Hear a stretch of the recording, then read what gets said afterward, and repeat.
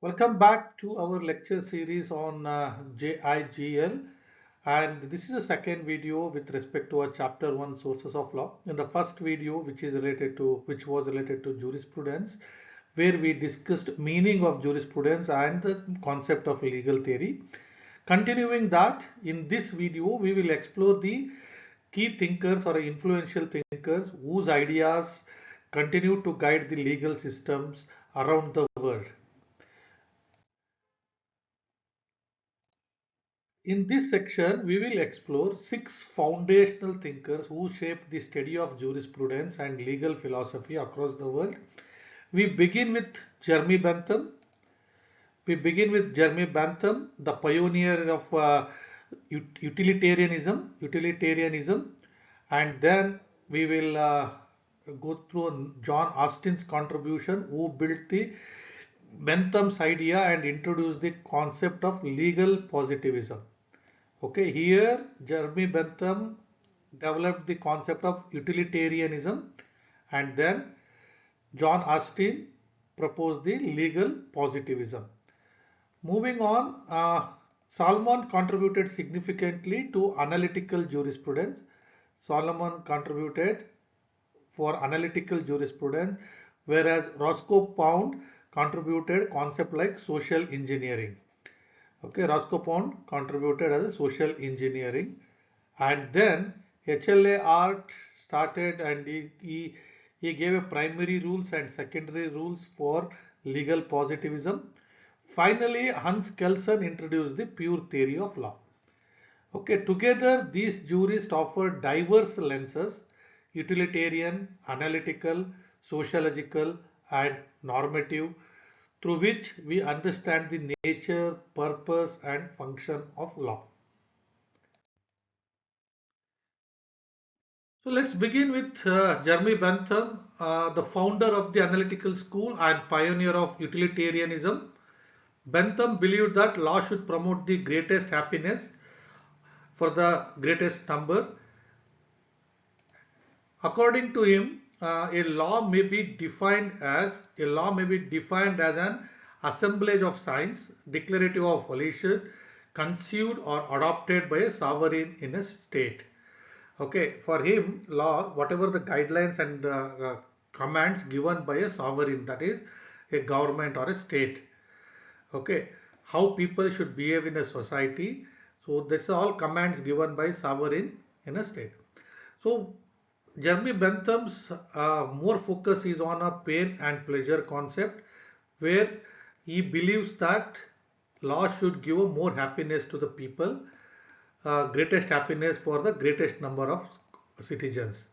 His focus on pain and pleasure as the basis of legal justification was a groundbreaking.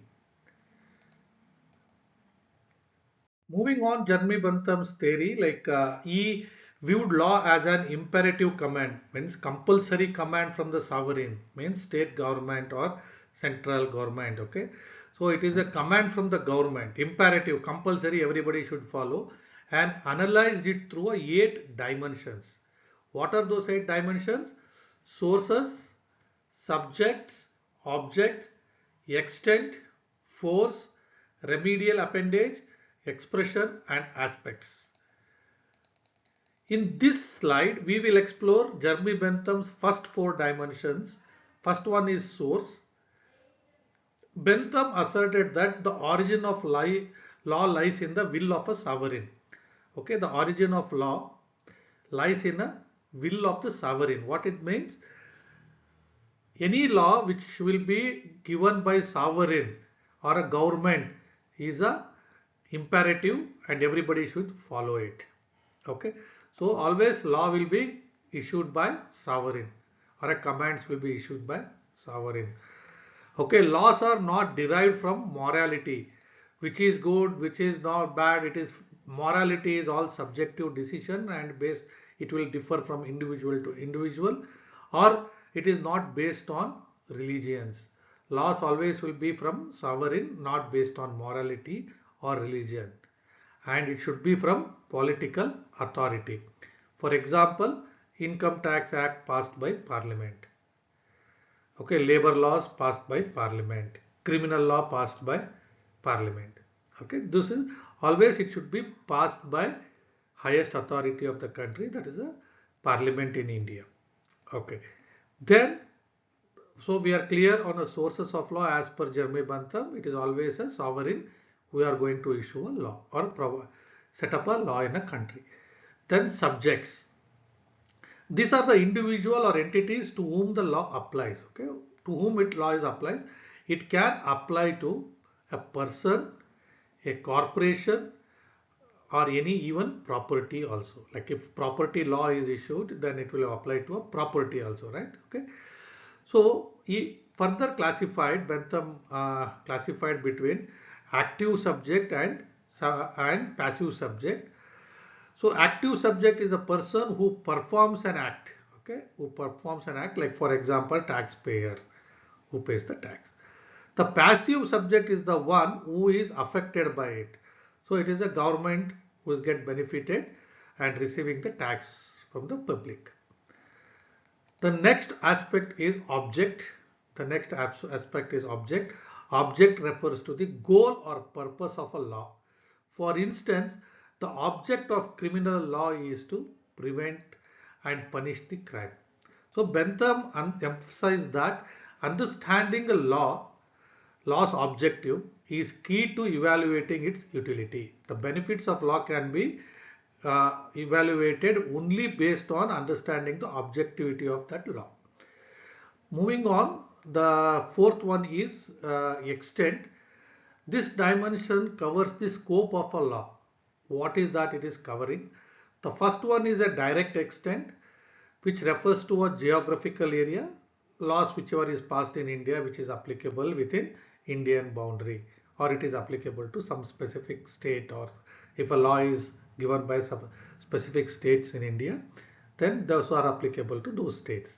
So it is a extent, direct extent, and then indirect extent refers to the people or things affected by the law, such as Property Act affects the property owners and tenants under the property law, right?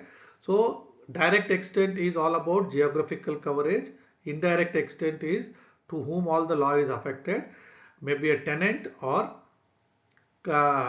what is that, owner of that property. So these are source, subjects and objects and extent we discussed.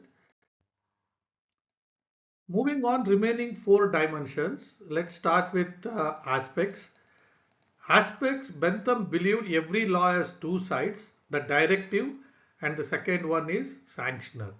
Okay, directive is what must be done. Okay, if sanctional is what happens if it is not done. Directive, for example, if you commit crime, right, you should not commit a crime is a directive. If you commit a crime, there will be a sanction, and that is a punishment. Okay, so there will be a directive and then there will be sanctional on a part of every law. And every command, whatever, or a directive, whatever sovereign gives, right, it can have four aspects in it. The first one is command. Command is nothing but to do something. For example, as per Income Tax Act, every taxpayer has to make a payment if the income is above certain limit. That is a command. Prohibition. So some acts may say that not to do something. Okay, it prohibits from doing certain things. For example, do not commit crime, do not steal. Okay, those all are your prohibitions. If you are not following your command and prohibition, then you will be punished, right? There will be sanctions. Then there are certain non-commands. Okay, law is always not about giving commands. Also, there is something, law provides you some fundamental rights also, right? Freedom of act. For example, you have a fundamental right, you can right to speech, right to buy property, those things. Those are not commands also. It is not directing you something. It is giving you a freedom to act. And then non-prohibition. Little confusion between prohibition and non-prohibition. Non-prohibition is, it is freedom not to act. So you have a choice, okay? You have a freedom not to act, like choosing not to vote. Voting in any election is not mandatory, right? So you have a freedom not to act by choosing not to vote. Okay, these all are part of aspects. Moving on to force, this is the motivation behind obeying the law. Why people will follow the law? Because there are some sanctions. Why people follow the law? Because there are some sanctions. This is the motivation behind obeying the law. Bentham argued that people follow laws due to the force of sanctions. For example, we obey traffic rules to avoid fines. Correct? So then remedial appendage. These are supplementary laws that empower judges to address wrongs, whether by compensating victim, stopping harm, or preventing future violations. They form the backbone of all legal remedies. Finally, the expression. Ultimately, law is the expression of the sovereign's will. It is a government will. Okay. So Bentham acknowledged the challenge of interpreting this will accurately from the language of the law. So he said the law should be understood from the government's point of view, and we have to understand in a proper way. So that's how Jeremy Bentham given 8 aspects to read the commands, sovereign commands. And moving on to our next video. See, while Jeremy Bentham's contribution to legal theory were groundbreaking, his philosophy has faced several criticisms over time. First, Bentham's imperative theory of law, which treats all laws are either commands or permission. But it fails to account certain freedoms, certain powers given to people like transfer of property, making a contract, and owning a legal titles. So these are the empowerment which is law given to people but not a command. Second, Bentham dismissed custom as a valid source of law. So Bentham totally dismissed that custom as a valid source of law. Even now in India, many customs are supported or accepted by judges, even though law is against to it, or it is law is silent on those part, then custom plays a major role. So but Bentham dismissed custom as a valid source of law, arguing that custom could never be complete. This view overlooks the historical and cultural significance of customary practices, especially in societies where unwritten norms play a vital role. Right, in India we see a lot of practices we do which is not part of law, but it is as part of custom. We will see in the sources of law video how custom plays an important role and how legal aspects are supporting for a customs. As long as it is a morally right, government or a legal or a law authorities are supporting it. Third, his theory excluded judge-made laws. It is always not that sovereign is going to give a command. During discussions, during a court judgments hearing, judges also might give some new aspects to a given law. But Jeremy Bentham's command of sovereign right, it ignores the judge-made laws. This also we will discuss in the sources of law. It is not only that statutory authorities have to give a law, there are judge-made laws, and then there are customs. And finally, the Bentham's pleasure and pain criteria for evaluating law is also problematic. It relies on a subjective measure of happiness. Happiness cannot be measured, right? So, but Bentham's theory says that the pleasure or a happiness of a people should be increased for a maximum number of people. So, it is not a clear to convert the benefits and measure the objectivity or measure the happiness of the people. Lastly, Bentham assumed that increasing happiness for one segment of society would automatically raise overall happiness, but that is not true, right? So law always should not be benefit for any single or a particular segment of society. So that's why this criticism highlights the limitations of Bentham's utilitarian and analytical approach, reminds us that law must be flexible, inclusive, and responsive to the societal changes or a social realities. John Austin, a key figure in the development of analytical jurisprudence, and he is best known for formalizing the theory of legal positivism. So he is known as father of analytical school, and he was the first occupant of the chair of jurisprudence at the University of London. According to him, law is a command of a sovereign backed by a sanction. There are three elements in every law, as he has expanded Jeremy Bentham's view. He said, law is the command of sovereign that is backed by sanction. So command, it is what to do, what not to do, that will be given by government, sovereign, and then if you are not doing that, you have to face the consequences. Command, sovereign, and sanction. Same extended the definitions of Jeremy Bentham, and he made it very clear, pure theory. So law is study of a commands given by sovereign. That's it. So similar criticisms, whatever we found, right, got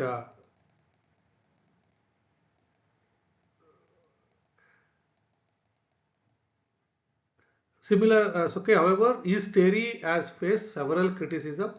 Not all laws are command, because some are like from morality also will come in. There are some international laws which are given by different party altogether and not a state. All those aspects were not covered here, so that's why he claimed sovereign is above all law. But in today's world, even governments are bound by constitutional limits. Whatever laws are developed by government, that should be within the constitutional limits and international obligations.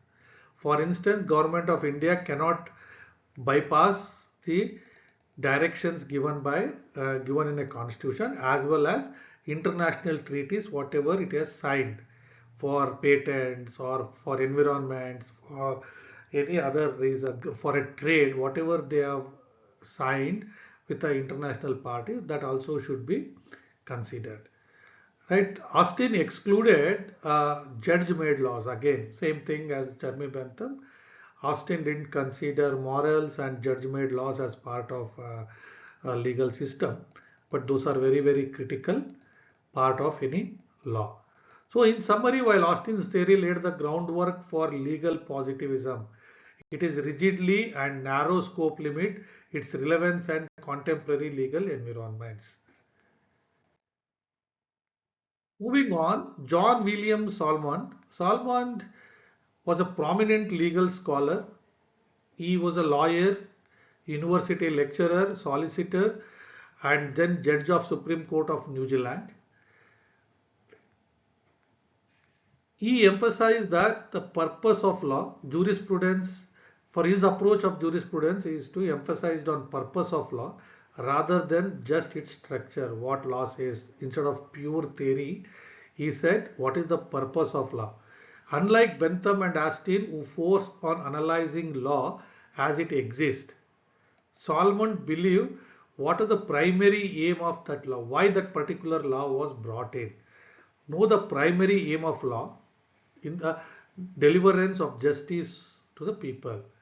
So Salmond believed that the primary aim of law is the deliverance of justice to the people. Okay. So always the primary aim of law is to delivering justice to the people, and go through the law from that angle, not only as it is. This made his philosophy more value driven and aligned with the ethical dimensions of the legal system. But Salmond also necessitates that the presence of the state for implementation of a law, that is, always sovereign should give or issue a command. So he agreed with Jeremy Bentham and Austin on a ground that the law should be given by a authority or a government or a sovereign. But he also state that the study should be from a having a primary to understand the primary aim of law, which is delivering the justice to the people. However, Salmond also made a useful distinction between a law and then the law. A law is referring to the specific concrete statutes like Indian Penal Code or a RTI, Right to Information Act, and the law referring to the abstract legal concepts such as civil law, defamation laws. This distinction helps clarify how individual rules fit into a broader legal framework, but there is no need to worry on this differentiation. Despite his contribution, Solomon philosophy has faced criticism. Some legal argue that his definitions are too simplistic and fail to capture complexities of the modern world or a modern legal system. For example, his framework does not fully address how law interact with evolving societal norms.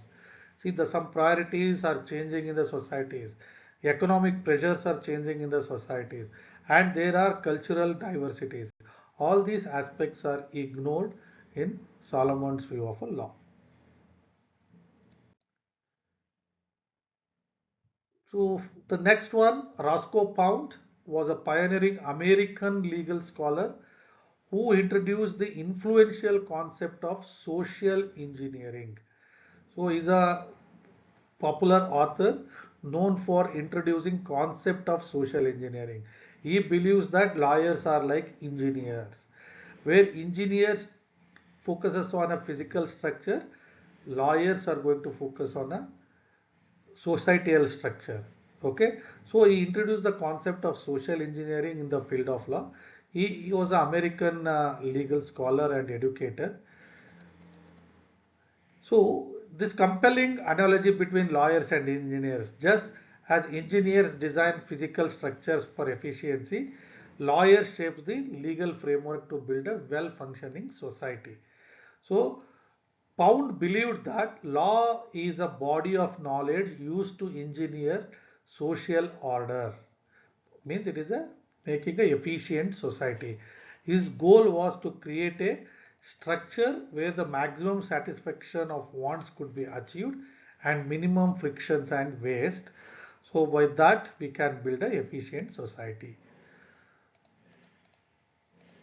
Okay, to support this vision, he proposed 5 jural postulates that guide legal system.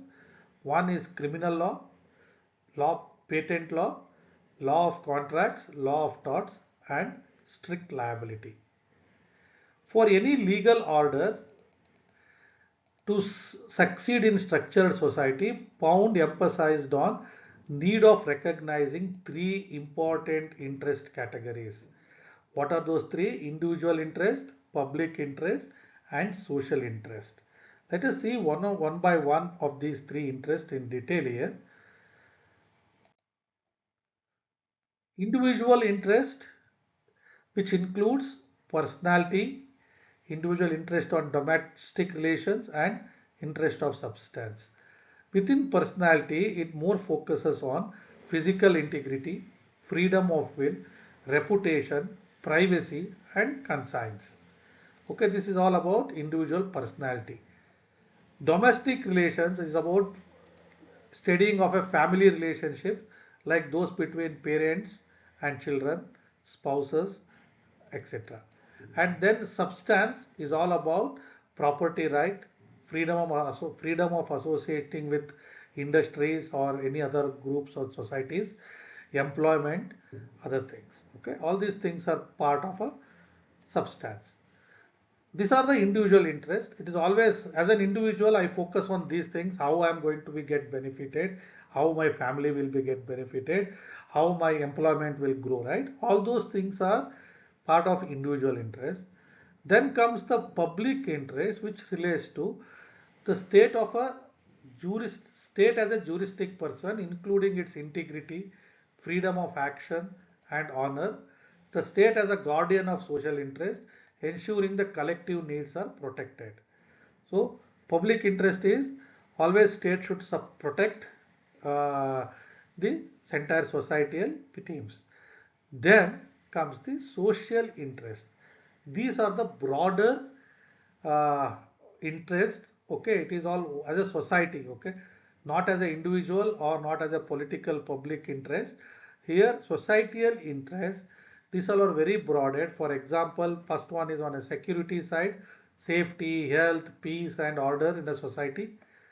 Then protection of domestic, religious, political and economic institutions is another importance of a law in a society, a social interest. Moving on, general morals like a law addressing the social behaviors like gambling, bigamy, drunkenness, etc. There are laws for all these things, right? So it should bring the focus of societal interest in morality. Conservation of resources, so safeguarding the natural resources and human assets. There are many environmental laws, etc., have been passed to conserve the environment. Then general progress in the areas of economic progress, political progress, and cultural developments in the society. And from an individual life perspective, promoting self-assertion, opportunities, giving a quality of life. So everybody in the society should get. So societal interests are much broader. Individual interests are confined to an individual person. Always individual focuses on this. Pound's theory encourages that lawmakers and judges always balance the competing interest, individual interest, public interest, and social interest. If required, the social interest should be given a higher priority than the individual interests or a public interest. So social interest plays a greater role. So that is what is Roscoe Pound mentioned. Social interests are more important. So sometimes social interest should be given more priority than individual interests.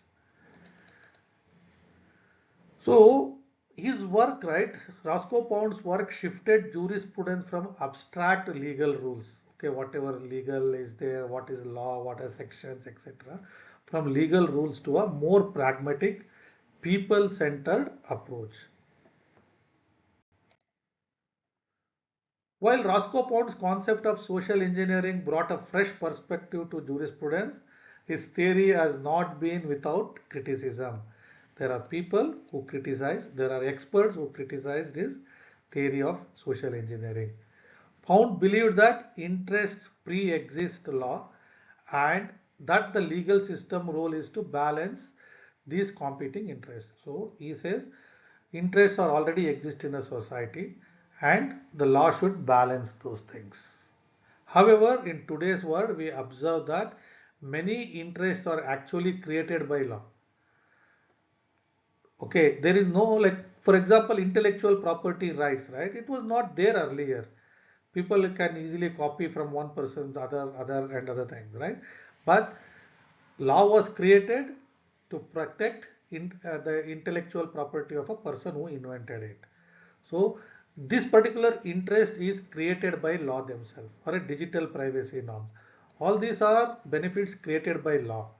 Another limitation is that the theory does not offer clear criteria for evaluating interest. How do we evaluate those interests? Interests are very subjective terms, right? So it is very difficult to uh, identify interest and evaluate the interest. Further, critics also argued that judges are best positioned to implement Pound's balancing approach. If judges try to position this balancing approach, then it becomes judge's discretion or a judicial discretion. So judge, instead of going through the law, he can go with his own discretion. So it leads to a inconsistent outcome. Okay. Furthermore, Pound's distinction between public interest and social interest is also not clear because individual interest and social interests are clear, but public interest and social interest is not clear. That is also got uh, criticized by the people. And then lastly, the recognition of a new interest is ultimately a matter of policy, not just a legal theory. Okay, any new interest comes in, right? That is a part of government's policy and nothing to do with a legal theory. So simply listening interest as Pound did offers limited guidance when resolving complex disputes. So next moving on to H.L.A. Hart's view on jurisprudence and law. H.L.A. Hart is a British legal philosopher who refined and modernized the theory of legal positivism. Remember, what is legal positivism? Legal positivism is studying law as it is. What Jeremy Bentham, Austin has said, right? So, law is all about studying as it is and not what it ought to be. Hart began by listing several meanings associated with the term positivism. First, he acknowledged that the traditional view that laws are commands. So he agrees with the Jeremy Bentham and Austin's theory of laws are commands. Okay, so he says he agrees that, but further he argues that it required some analysis, the legal concept, the analysis of legal concept, because it is required. What it should analyze, it should be, the law should be studied separately from sociological and historical studies of the law and distinct it from the critical evaluation, and it should be independent of moral and political critics. Moral judgments cannot be established or defended by rational arguments, evidence, or a proof. So, moral judgments cannot be considered in a law. He is also very clear on that. Focused purely on a structure and logic of a legal rules, Hart believed that legal decision can be deduced logically from predetermined rules without relying on the social aims, policy goals, or a moral reasoning. So, very simple, he says any decision should be taken based on the law which is written without relying on a social, what society is looking, what are the policy goals of the country, what are the moral reasoning. Those things should not be considered while deciding any decisions. This approach reinforces the idea that law is a system of rules, not a reflection of ethical values. He also made a bold claim: moral judgment cannot be proven or defended through rational arguments or evidence. So, moral judgments cannot be proven in any court of law. You cannot produce any evidences or anything. Even if you produce also, it is not useful. In his view, morality is subjective and should not interfere with the objective analysis of the legal rules. Of course, yes, morality, something right for A may not be a right for B. So, morality is always a subjective. So, that's why H.L.A. Hart said that morality is subjective and it should not interfere with any kind of objective analysis of legal rules. Finally, Hart emphasized the separation between law as it is and law as it ought to be. This distinction is central to the legal positivism. Last expert which we are covering today is Hans Kelsen. Hans Kelsen was a renowned Australian jurist uh, who revolutionized the legal theory by introducing the pure theory of law. Okay, he introduced the law by the term called pure theory of law. He believed that the study of law had become impure because it was often mixed with elements from other disciplines like religion, ethics, morality, etc. So, law should be studied as a pure. He described law as a normative science, meaning it deals with norms, means what it should be, rather than cause and effect relationship like those we see in the natural sciences. For example, while the law for gravitation explains what happens when the object falls, legal norms prescribe what people should or should not do it. Okay, so legal norms, okay, it is a normative science which gives a prescription. So law is going, normative science is always about prescription. So legal norm prescribes what people should do and what people should not do. That is what the objective of the law. Kelsen distinguished between two types of norms. One is moral norms. These are ought to provisions or ought to prepositions, such as one ought to be honest. So it is a, every people should be honest, right? It is nothing. There is no law says that you should be honest, but as a moral ground, you should be honest. Violating this does not necessarily lead to a legal consequences. Okay, any moral norm, if you violate it, it will not harm any legal, it will not give any legal consequences. But legal norms are important, and if anybody, it is given by a sanction, it is a government, and if you are not following it, then you will be affected with that. You will be like, sanctions will be raised on you, the punishment will be given to you. Okay, so there are two norms, moral norms and legal norms. Hans Kelsen's most influential contribution to legal theory is his concept of ground norm or basic norm, which lies at the heart of the pure theory of law. Okay, Kelsen argued that every legal system is built upon a hierarchy of norms. Of course, yes. At the top of this hierarchy is the ground norm. Okay, the first topmost item is a ground norm, basic norm, a foundational rule that gives validity to all other legal norms. Whatever legal commands or legal sanctions, everything will be based on this ground norm. So what makes the ground norm unique is that it doesn't derive its authority from any higher level, from a higher rule. Instead, its validity is presupposed, accepted as a starting point for any legal order. So ground norm is a basic, based on that all other laws will be developed in the country. Ground laws are generally followed by superior norms. After the basic rules are set, then the superior law will be established. Okay, once the ground norm is done, then the superior norms will be set, which are laws that govern other laws. All, for example, constitutional provisions or statutory framework that guide subordinate legislations. These superior norms are inferior to ground norm. So because ground norm is the topmost, and then superior norm is inferior to the ground norms. But these are superior to the subordinate norms. Subordinate norms sits at the bottom. So superior laws are superior to subordinate norms.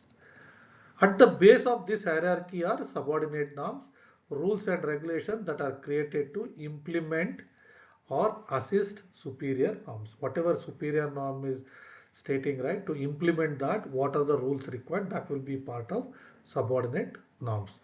Their validity is always derived from the superior norms.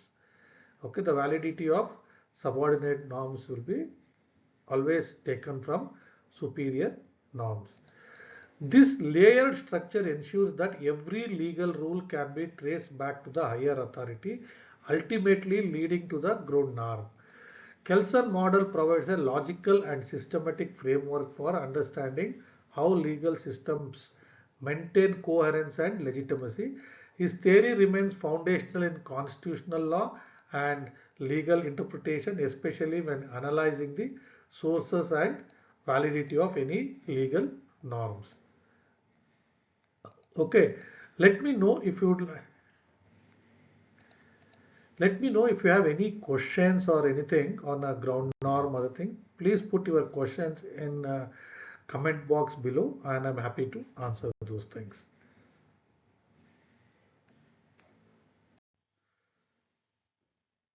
Hans Kelsen's pure theory of law is admired for its clarity and structure, ground norm, etc. But it also faced several criticism. First, on his idea of ground norm or a basic norm, it is hard to find out or identify in real world legal systems. How do we identify which is a ground norm, which is a basic norm? There is no clear rule or a method to measure whether a ground norm is truly effective. Kelsen simply said it is valid as long as the legal system works. But he later changed that to say it should be by the and large effective. Secondly, his theory doesn't explain how long a legal system must be effective for the ground norm. So to become a ground norm, how long that particular point should be there in a country as a norm. So that is also not clear. How to identify, right? The same question remains here.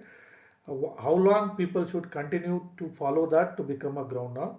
Third, the moment we try to analyze the ground norm, we step outside the boundaries of the law. Okay, we will when we try to see the ground norm, what is clear, what is right, and other things, right? Then obviously we have to touch the other areas like sociology, history, morality, etc. So then Kelsen's pure theory of law will not work out. Like, okay, he said it is a pure theory. So when you try to do a ground norm, then we have to break the boundaries of pure theory and go for studying social history and morality, etc. Finally, or lastly, Kelsen's theory doesn't align well with the international laws. He believed that the international law should be supreme over a national law, but in reality, it is not, because international law will not be considered as supreme in a country. Everywhere, it will be considered their national laws are the superior.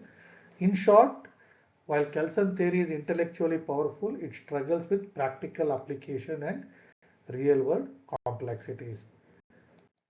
This brings to an end of our discussion on key contributors. We covered all the 6 thinkers as per ICS, as per your syllabus. So with this, I'm concluding this video.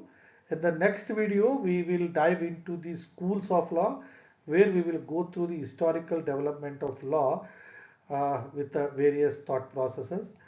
If you found this helpful, please subscribe to the channel and don't forget to share it with your friends or classmates who might benefit from this content. Thank you so much for watching. Let's meet again in the next video. Bye bye.